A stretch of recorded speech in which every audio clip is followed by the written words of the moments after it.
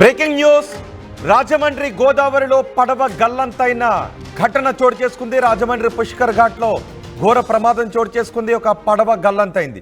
20 మందితో గోదావరి మధ్యలో పడవ మునిగిపోయింది. ఈ ప్రమాదంలో 12 మంది ప్రాణాలతో బయటపడ్డట్టుగా తెలుస్తోంది. ముగ్గురు యువకులు ఈ ప్రమాదంలో మృతి చెందినట్టుగా తెలుస్తోంది. గోదావరి మధ్యలో సరదాగా పార్టీ చేసుకోవడానికి వెళ్ళారు.